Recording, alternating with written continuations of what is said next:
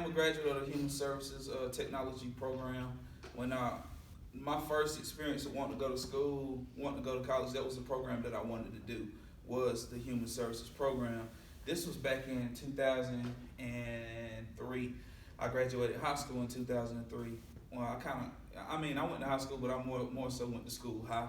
So, whenever I did make a decision to go back to school, I was thinking about human services.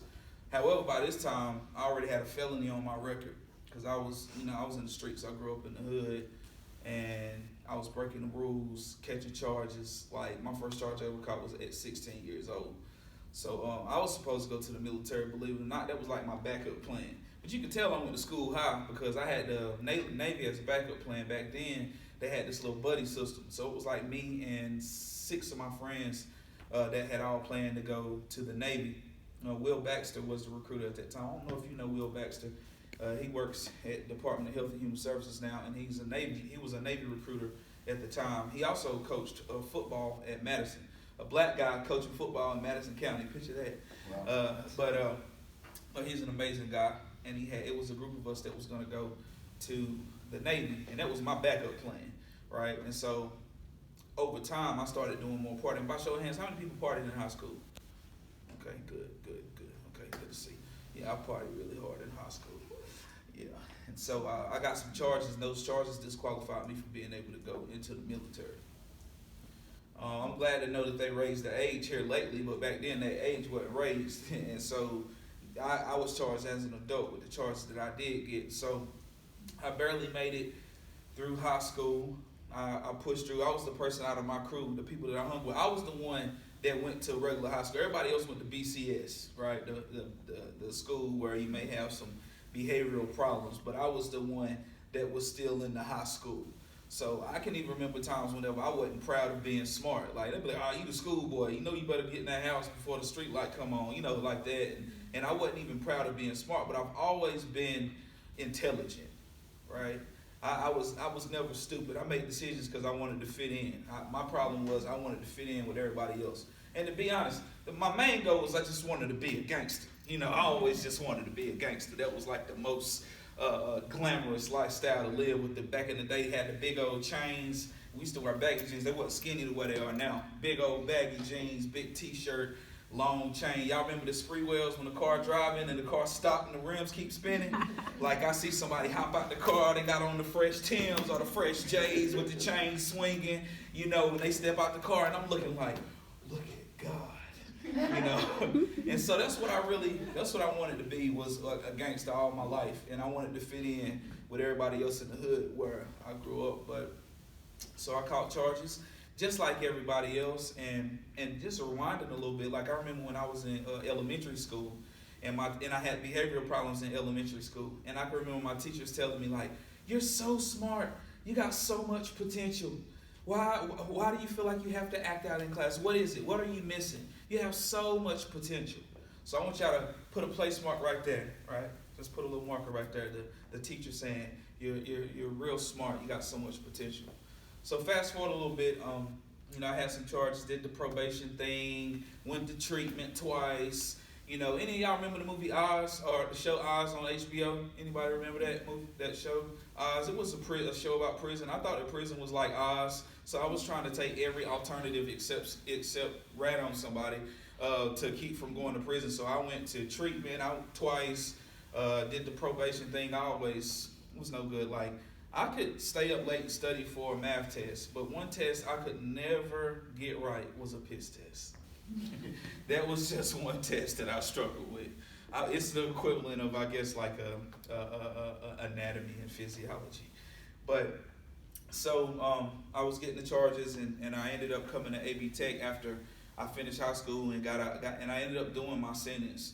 And y'all might, I don't know how close y'all are to people who have the issues that you're going to school learning how to serve. Those people that were learning how to serve, you might have people in your families that you could provide services for. So for me, when I came back to school, it was after I had did the time. Like, I did probation, treatment, all this stuff, paid fines and fees, and I still ended up having an activated sentence. You might have people in your family right now that's trying to avoid the pain that they need to change.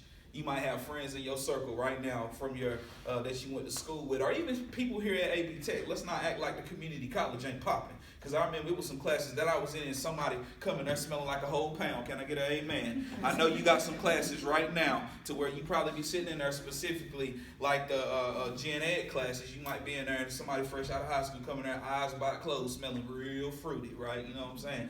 So when I came back to AB Tech, I was studying human services, and at that point in time, I was told by someone that I wasn't going to be able to get a job in that field because I had a felony. And that was very hard for me to hear. And with me, I didn't have people in my family that was telling me about college. I don't know how some of you may have.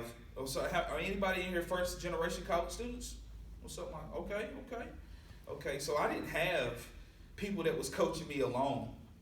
And back then, the substance use topic wasn't something that you could talk about out loud. See, now it's done changed, and I'm glad that it has changed because people are dying, right?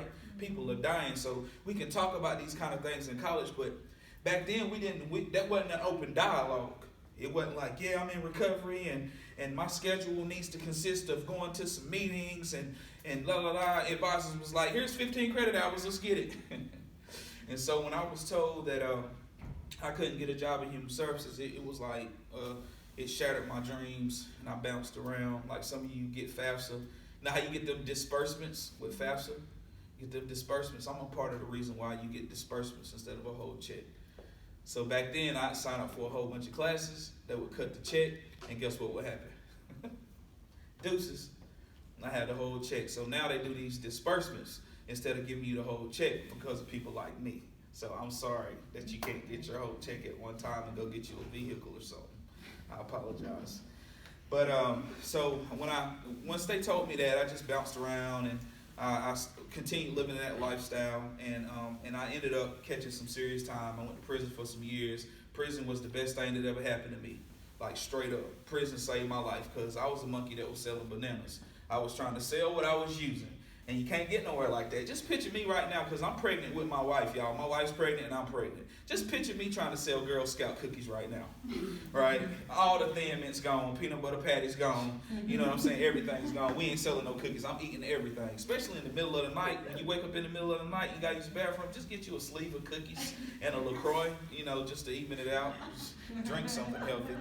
But so when I went to prison, what I learned was that it was another way of life that I could choose. Because see, I told y'all I admired the gangsters. Coming up, I wanted to be a gangster. When I was in prison, I was in there with some of the same types of people that I would have, like if they would have been out with me, I would have been looking at their lifestyle, looking up to them. These same people, when I get in there with them, the conversation was a bit different.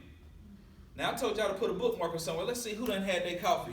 What did I tell y'all to put the little place marker at? What part was that? Elementary school. What was I told in elementary school? You got so much potential. So I'm walking the yard. Dude named L, big swole brother. He used to wear straight cornrows. You remember them, like the OGs that just wear cornrows, not fancy braids, just straight back cornrows. Swole, like straight gangster. You feel me? We walk in the yard, and after we had finished working out, we just walk in the yard and talking. Because that's what we do in there. We do time. You learn how to do time once you get there. Oh my gosh, I'm going to die. It's like we here, we big, and we going to get through this time. Well, L had he did 15. He still had 20. He's still in there. L's still in there. And one of the things he told me, one more time to make sure y'all with me, what was the place marker at? What was going on where the place marker was at? You was getting in trouble in Elementary school. And what did my teacher tell me? You got potential. So I'm walking in the yard with L. We done got us a good workout in. We walking in. He's like, yeah, little bro, when you get out of here, man, I want you to do right, man. You're too smart to be in here. You got so much potential. And that's when it hit me. Like maybe it is something different about me. And for some of you, you have chosen this path. Because see, this ain't just a degree. This human services that we do, this is not just the education. It's really a way of life. And some of you probably been providing services for people before you chose to come to school. This is a way of life. And in there, it was the same way with me. I was that person that people would talk to, like, hey, bro, man, I need to talk, man. My baby mama tripping, bro. I'm telling you. Come on, man, let's walk some laps. And for some of you, you're that friend that they call like, oh my gosh, she cheated on me, I want to die. You're like, come on, girl, let's go get us a latte. Come on, let's go. Get up out that house. So you was doing crisis intervention before you even knew what it was, right? And so when I got out of prison, I told myself, I'm going to become a certified substance abuse counselor. And when I got out, I was excited, I was pumped up, ready to go back to school, no matter what a person had told me before. There was, of course, some naysayers in the penitentiary. Was like, yeah, man, they ain't giving us no chances out there, man. You'll be back. We'll see if that jailhouse religion works. And just so you know, the jailhouse religion is working just fine. Still, I was released March the 5th, 2011. And I go inside the prison with faith-based services now. But so when I did get out, I told myself, you know what, I'm going to go ahead and get this human services degree and just see what comes out of it. And I was planning to get my become a certified substance abuse counselor. Anybody also pursuing that? CSAC, no substance is. Okay, CSAC, awesome. Those, the career opportunities are starting to ramp up again for CSACs because, it's a shortage in mental health workers. I don't know if y'all know that or not, but there's a shortage in mental health workers right now. But so when I got out, what I found out was with my charges, and remember what was told to me about human services before, it was like, you got a background, it's going to be hard to get a job. So then I had to hit that again. But this time when I hit it, I was already working at Neil Dobbins Center as a behavioral health technician. At this point in time, I was already getting my experience up. Somebody had gave me an opportunity. And side note, like if any of you can afford to work part-time, at least right now while you're in school, go ahead. If you're looking at mental health substance use work, make sure you go ahead and start getting your hands dirty if you can. Now, if you got kids and a whole busy schedule, 15 credit hours and all that stuff like that, I'm not going to push that on you. But if you can go ahead and start getting your hands dirty, I would highly recommend doing so because you're fresh right now. Like you're fresh in your studies and you can be applying it at the same time and picking people's brains, those licensed clinicians that you get to work with, asking them questions, getting that free supervision, right? And then also the supervision that's needed for your credential. So I definitely would challenge you like to pursue. If it's just part-time or weekend work, if you can handle it, try it out. But when I was working at Neil Dobbins Center, I found out that with my charges, I couldn't get registered with the North Carolina Substance Abuse Professional Practice Board. They've changed the name recently because there's power in language. I forgot the new lingo for it. But that board says in order for you to register, all terms and conditions of sentencing have to be complete before you can, for X amount of years before you can register with the board.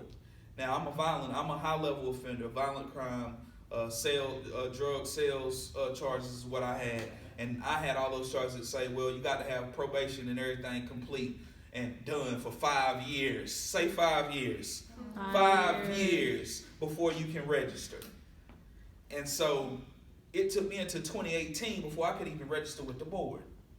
Like, I was just, right when I got out, I was on fire for change, in the recovery community, the faith community, people pouring into my spirit, because I understood the concept of iron sharpens iron. So I came in, I'm soaking up everything like a sponge, like the way you was doing when y'all was conversing, you was getting everything you can get. That's the way we be empowered as human services change agents. We have to get all the information we can, because for the most part, we resource experts, resource generalists, and that's what we're going to be doing from our roles. And so when I found that out, it broke my heart, but what was it? 2018, it took until 2018 before I could get registered with the board. Was I going to wait 5 years before I continue to do the work? No. So I was in human services program and I was getting really sharp, because it is an amazing program. Human services is an amazing program. I'm working at Neil Dobbins, and then I hear about this thing called Certified Peer Support Specialist. So I was like, oh, so this is something else that I can get. And so stackable credentials are also something I highly recommend in this field. Some of you are meant to be licensed clinical addiction specialists. You're going to go off, you're going to do a lot of school, you're going to do a lot of learning, and you might end up doing some diagnosing, and I might see you somewhere later on, like, hey, you spoke in my class. Yeah, man, I'm a clinician out ADAC now. Let me know if you talk to that class again. We need some techs. And that's how I got connected to where I am now. Some of the same people I was in human services with are now working at the VA hospital, are now doing diagnoses, are now therapists. Tasha Harvey, are now working as therapists. A lot of the same people that I was in human services with, they went on in a different route, and we just stayed connected. But so when I went back to school, I was able to finish up, and I got my certified peer support specialist. I stayed working at the Neil Dobbins Center, and I actually moved up. Because like I said, when you get your hands dirty while you learning at the same time, you appear to be much sharper than the average person. Because you start using that lingo, right? You start using that lingo that you learning from school. You know, yeah, he had a little flat affect whenever we met. You know what I'm saying? You start talking that talk, I'm like, Next thing you know, I got an opportunity to work as a case manager at the Detox Center at Neil Dobbins. And are y'all familiar with Neil Dobbins Center? Neil Dobbins. This is a crisis center and detox. But while working at AP Tech, I was getting sharp at the same time. So back then, it was like 2012, 2013, there was a lot of K2 and bath salts. Y'all remember when that was hitting? A lot of people was using like K2 and bath salts. And I can remember like people was really losing it. They was losing it, and I was like knee deep in my studies. So I was like comprehending what was going on and able to make the proper next steps. I wasn't like wigging out like, oh my gosh, this person in the day room just did this. But I'm kind of thinking back on, because I'm like knee deep in my studies, and I'm looking like, this is interesting, you know, and I'm really taking note of it. Then I'd come back to school and I would share with my instructor back then, who was very tough. Whew, Jesus. But I would share with her about, what would be going on, and she was a clinician as well, and so she would just be educate me about certain things and explaining it, and so, I was able to become a beast. But while becoming a beast, something came up, and it's maybe something that y'all have heard about thus far. Are y'all first year students, second year students? First? Mixed? Yeah. All right. Have y'all heard much about self-care? Have you heard self-care? Have they preached the self-care sermon to you yet? Well, it's coming. So I burn out. With me being active in the recovery community, with me being active in the faith community, and me working all these hours at the job, I burn out.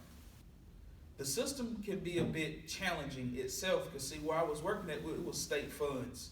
So I was seeing people come to treatment, come to detox, 7 days. I applied for an extension to, back then what it was Smoky Mountain. Before it was Via Health, it was Smoky Mountain. I applied for an extension for my client, trying to get them some extra days because they were scared to death. And then I would have to see people get released with an outpatient appointment instead of going directly inpatient. Does that make sense? We need you to go outpatient before inpatient. No. It broke my heart, y'all. I seen so many people repeat in and out. Seen people come sit in my office like, please, I really don't want to go back to that environment. So I had to hit the ground running. I'm talking about hitting checking programs in South Carolina, programs in Greensboro, programs in Nashville, Tennessee. I still have a good rapport with Nashville. Shout out to my man Monty Williams at the Nashville Rescue Mission. Like I'm talking about, we had to get creative, Dr. Bo, because we were seeing people had, at this point in time, people were starting to die. And so created a relationship. And that's what we are as change agents in human services. We're connectors. We're the resource general. That's what we are. We're the generalists. You know what I'm saying? We make it happen. We make change happen, right? And so hitting these programs up and creating these relationships, I burn out. So when I burn out, it was good that I had that 2-year degree as well, because that 2-year degree gave me a skill set. It wasn't just leveraging my recovery experience, because my recovery experience is powerful by itself. Like by itself, me being a certified peer support specialist by itself is good enough to provide a specific service.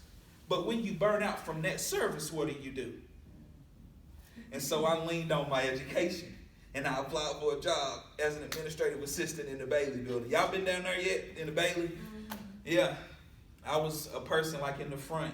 I was on I don't know how familiar y'all are, but in the Bailey building on the support services side, where when you first come into the door, if you go your immediate left, it's a vacant desk right there. I used to be at that desk right there. I was the happiest administrative assistant you would ever seen in your life. Only thing I didn't like is they had me wearing slacks. I ain't too much of like a slack and suit kind of guy. I would wear a suit to certain conferences and stuff when I have to, but like I'm totally fine in my jeans. Like, as a matter of fact, with the people that I serve, it's better for me to dress down than to dress up, because I know how it was for me when I needed help. You got a suit on, I'm trying to figure you out for days. Like, what you want? Where you from? What you talking about? Why you say that? You know, but so I'm working in the Bailey building, and because I had the 2-year degree, I could survive on a computer. Like, all of y'all in here are probably tech savvy, right? Y'all can survive in Microsoft Office, amen. Outlook, amen. Excel, amen. Can I get an amen? Amen. Everybody good? Everybody's good in Microsoft Office. Guess what I run into a lot on the outside when I'm helping people get jobs that just kind of leverage just their lived experience without the education. Guess what I run into? A lot of people who aren't tech savvy enough to survive. And a lot of what we do, the progress notes, the connecting via emails and copying so-and-so and scheduling meetings at this place so we can talk about a treatment plan, it involves a bit of technology. So you're a step ahead of the game on a lot of people because you right in there. And then in this program, we got a significant amount of online courses as well, right? So I'm working in the Bailey building, and I grew up here, so I'm kind of popular, right? I know everybody and their mama. So working in the Bailey building, I'm the only black guy down there, straight up. I'm tatted, right? I got a little country slang with a little city swag. So every time somebody black came to register for school, guess who they came to see? Me. That wasn't even my job. But since I'm a change agent, and I told you that human services is a what? Lifestyle. I was just helping everybody I could. They come in, hey bro, can you come? Y'all been to the enrollment lab? Anybody been to the enrollment lab in here? Man, I was supposed to be an administrator, so you would have called me in the enrollment lab, advocating in financial aid, going to see how long it's going to take for your advisor to come see you. Like, it was just doing everything.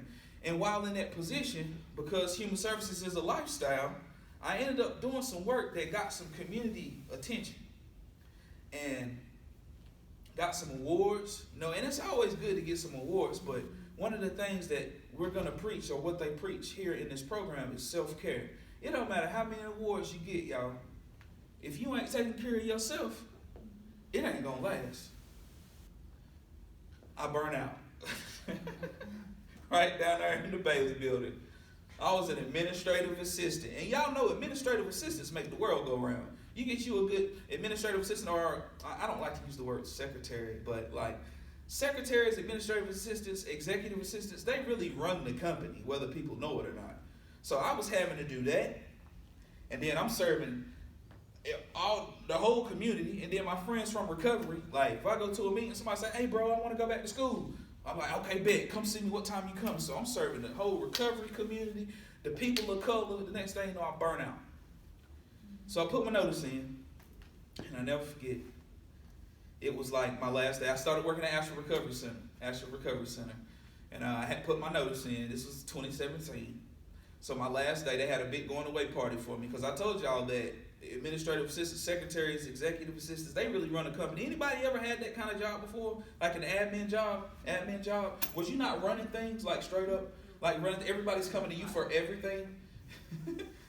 From coffee to scheduling to their own calendar. Like, you're having to run everything. So they had me a going away party. And so I'm walking back to my desk, and I'm carrying a crock pot. My phone's going off. And this is my last day, and I had started working at Ashford Recovery Center.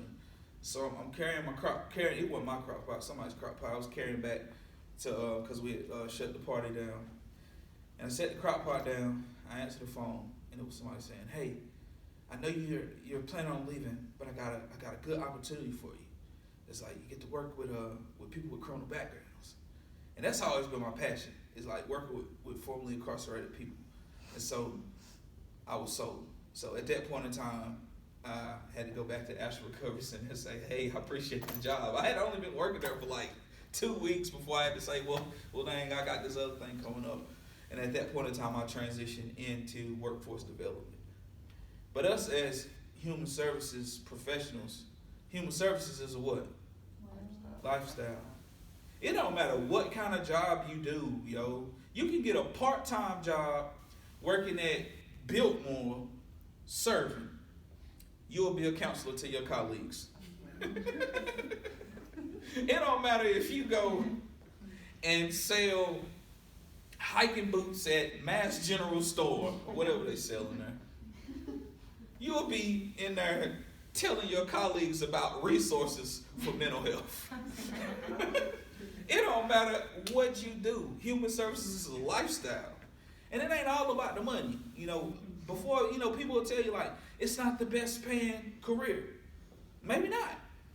Or you might mess around and find an opportunity to pay you well because you do good work. I mean, to be honest with y'all now, Dr. Bo is one of my mentors, so I'm going to be careful when I say this because I don't want no problems. But I haven't finished my bachelor's yet.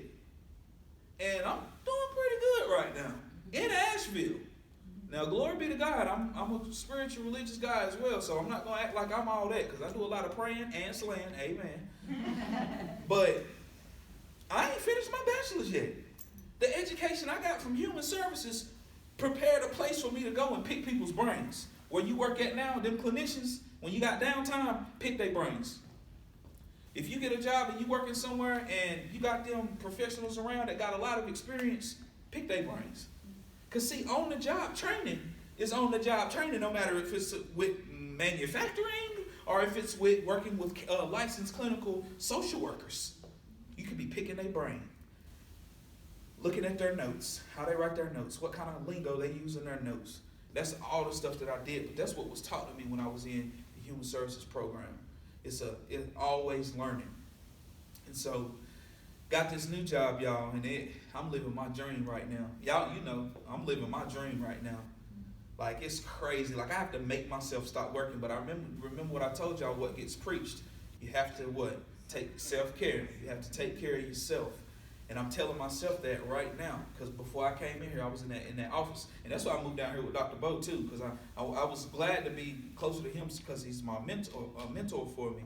But like I'm the kind of guy, you know how I be. I get in there and I'm hey, yeah. So what? Okay. Oh yeah. Oh, okay. Let me hurry up and send an email right now so I don't forget. Oh, you want to meet? Let's meet at a coffee shop instead. Yeah. Let's go to Starbucks. Then meet. Then hurry up, get back to the office so I can notate everything that we just did at the meeting. Because I love it. Like, I love it. Human services is a lifestyle. Connecting people to resources. Getting people off the treatment that need treatment. Advocating for people that need treatment. Educating people about harm reduction. Syringe exchange. These things we got to know to save lives. And it's not just substance use, even with mental health treatment. In Asheville, there are so many people that go undiagnosed because they don't know where to go. They just don't know where to go. Like, there are so many people in the penitentiary right now, 40%, I think it was 40%, the mental health diagnosis. And 70% with substance use disorder. 70%, y'all.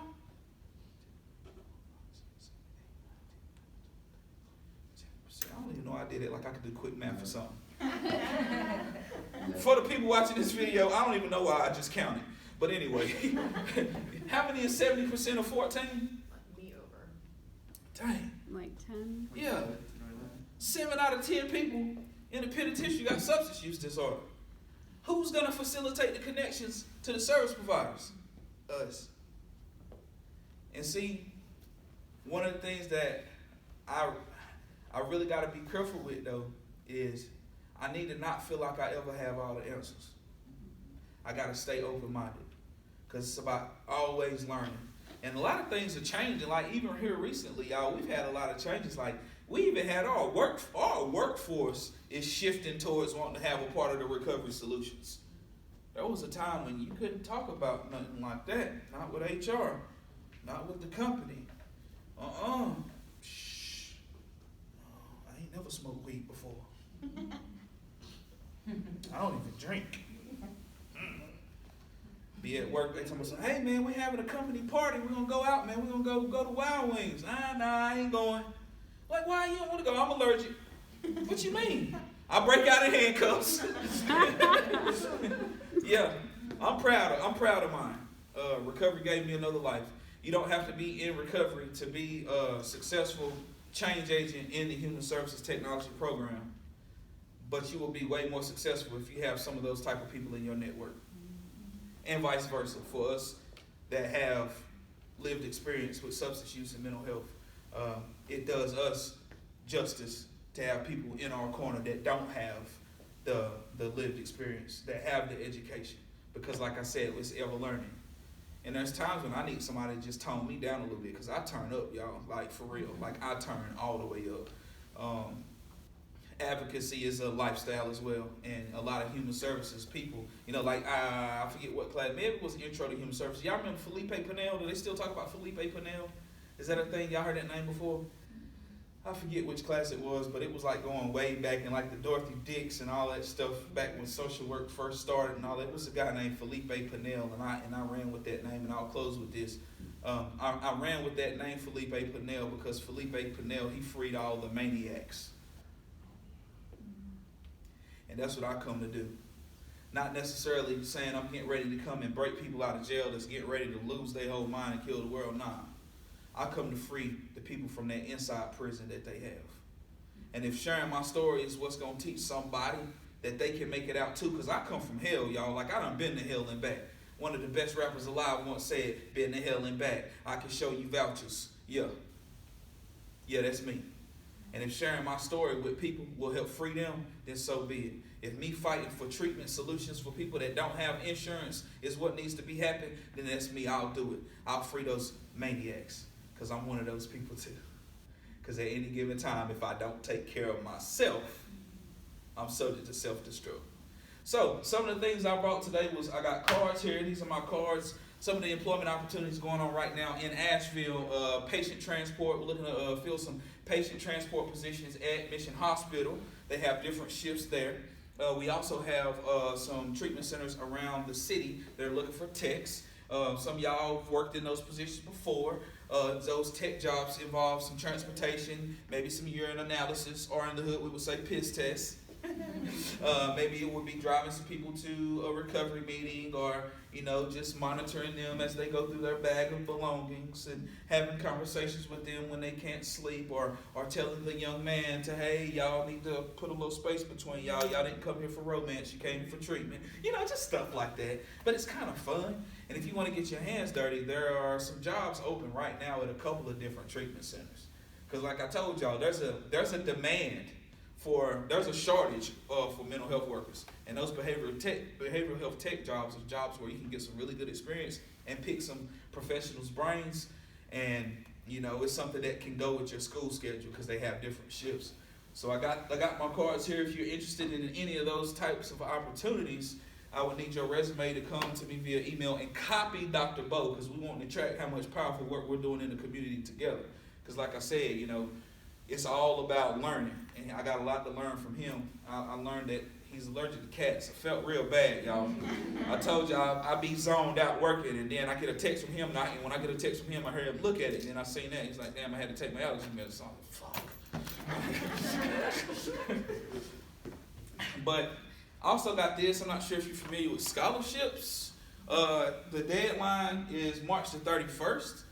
It's a lot of free money, a lot of scholarships. We have a lot of scholarships here at AV Tech. I'm not sure if y'all taking advantage of that, but I know it took peer support for me to even know about scholarships. Shout out to my boy TJ Jackson, Tiberius Jackson. He now works for FEMA. But when I was in school in 2012, I want to say 2012 was the first time I ever applied and got a scholarship. I never applied for scholarships. I didn't know it was a real thing. And so we have a lot of scholarships here at AV Tech, and if you're interested in those, I'm going to leave these here. They have simple directions in here for my tech-savvy change agents in the room that you can follow. And then here's my card sitting here if you're interested in some of those employment opportunities to get your hands dirty. And so with that, I'll open up to see if you have any questions for me.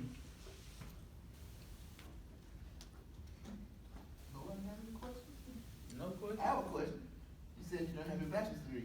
When did you start school again? Summer 2020. Summer 2020, I'm going to go ahead and finish up at Western. I told Dr. Bo that I was going to start back in the fall. I was going to do the spring, right? I was going to do the spring, but life got real busy. Career started popping, and we messed around and got this grant, right, for my program I'm running. And so it kind of put everything on hold. And so I was on Dr. Bo like, yeah, bro, I'm gonna have to probably start school in the fall. It was like, summer. Yeah, I know that serious Dr. Bo face he got too. It was like, summer. So yeah, in the summer, I'm gonna Who do are it. you going for? So they have an innovative leadership and entrepreneurship degree.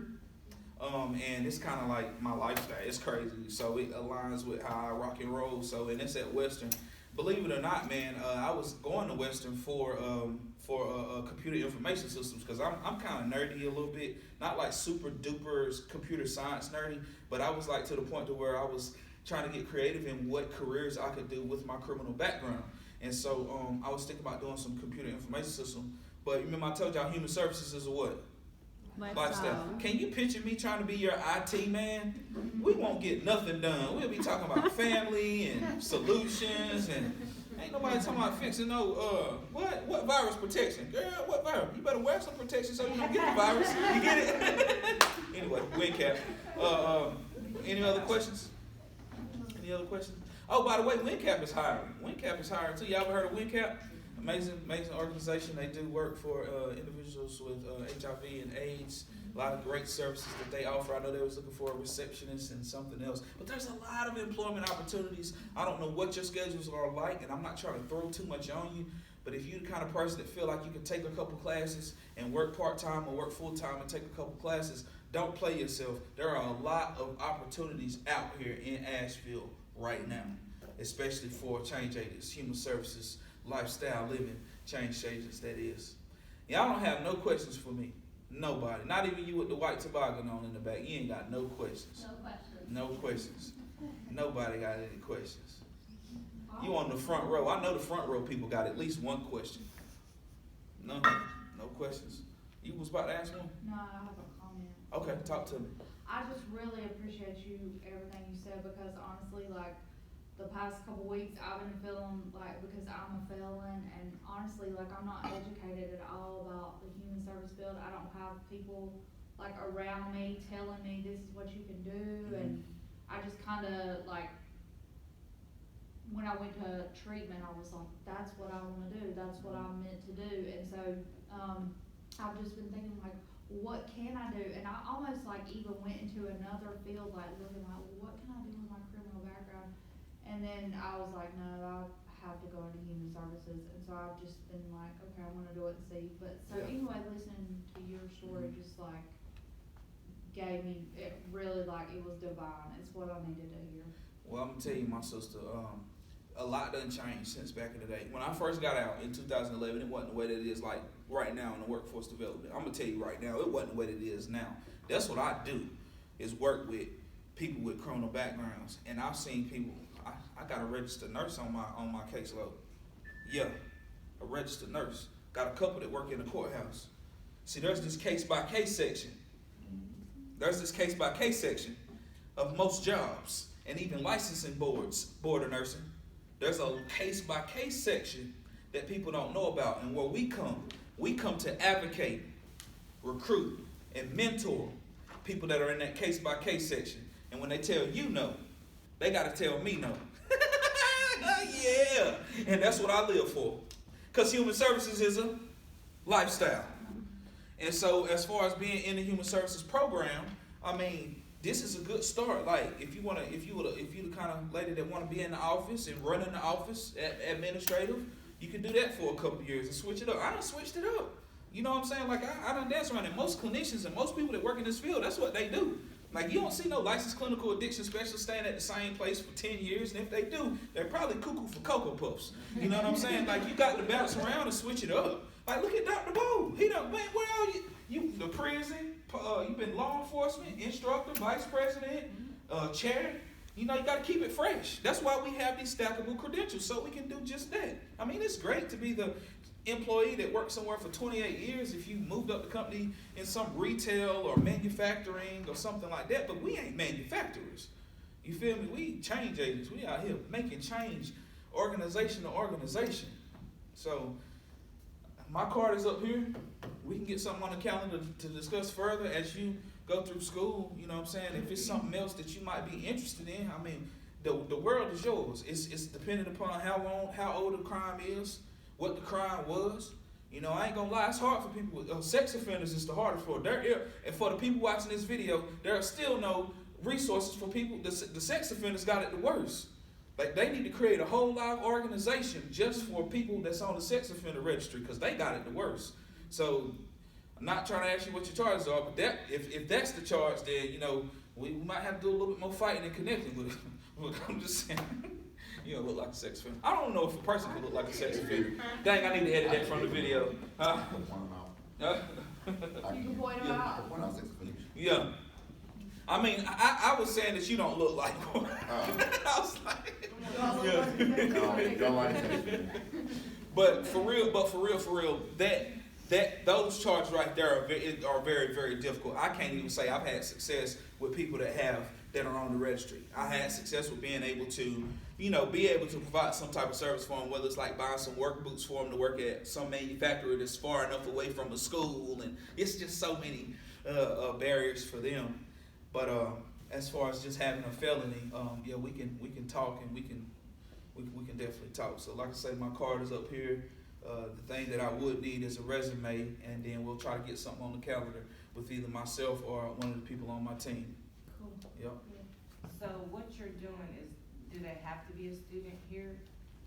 No. For you to be able to help them find a job? To be honest, I don't have that many students here, sister. My program is under the community college umbrella because the college was so, they gracefully allowed the program to sit under their umbrella and to run things and have me in the office near my mentor and have the printer and the scanner and the benefits and all that stuff. They're facilitating it.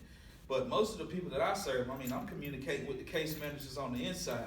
Like, got somebody coming out, or the halfway houses. You know, they say, hey, I got a guy. You feel me? Or either somebody in the community like, yeah, my nephew, he about to get out. You need to meet him. I'm telling you, you need to meet him. That's how we get referrals. And for the most part, they are not in curriculum. They're definitely not in curriculum. Because a lot of them, they need to get back to work so they can pay to stay at their halfway house, their probation, the child support. For the ladies wanting to link back up with their kids, you know, it's driver's license restorations. There's so many different things that we work on. But, you know, I do promote education. And if there are opportunities for them to come and get, even if it's just a short-term job training, we definitely facilitate that. I've had a couple, who in curriculum? I had a couple in curriculum at one time. One of them just finished the nursing program, and then one of them did welding. He finished last year. And the other one did administrative office. So there's several people, but when they came to me, they was already in school kind of like this, as opposed to them getting out of the penitentiary and coming. So it's just depending upon where they come from, but for the most part, they're not in a curriculum. Do you care if I post your card on, it's called WNC Resources? Oh yeah, I'm on there. I just did. Yeah, I did. So my pastor, yeah, my pastor went on a social media pause, because I'm a social media guy. Like, I gets it in.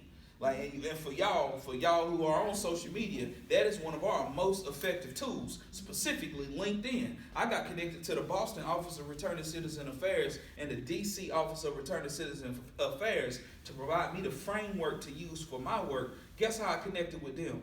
LinkedIn. So on social media, it's going down. But my pastor, she took a break from social media, and I followed the lead because, like I told you, I try to stay open-minded. I'm forever learning. I'm forever trying to get better. And since I've been off social media, I've been able to finish my book by T.D. Jakes. I've been more present, you know, at home with the kittens and puppy. I can tell a difference, but I do miss social media because some people have missed out on knowing some of the happenings in the community, because I would always post it to make sure people knew. You know, but WNC Resources, my homeboy started that. I think Justin Blackburn. Yeah, that's my bro. Mm-hmm. Okay. Mm-hmm. Any more questions? Comments? I appreciate your story. Like, coming from the hood, like myself, I can relate to the struggle of like trying to do the right thing, especially when everybody around you is doing the wrong thing, and that's the environment that you grow up in. So I think, like, I just want to commend you for being that strong to like be able to become that advocate of change for people. Thank you, my sister. One day at a time. Perseverance versus everything. Whole lot of praying, a whole lot of slaying. Some days it's more praying, some days it's more slaying, but I need both of them. Well, I'm gonna get out of here so I can get back to my craziness. Remember that craziness I showed y'all I was doing? I'm about to go do it right now. It's about to get real good and crazy, like right now, like real crazy. Cause I felt my emails going off. I'm telling you, it's about to go down, like when I go back to the office. Appreciate it. All right, my man. Thank you. Thank y'all.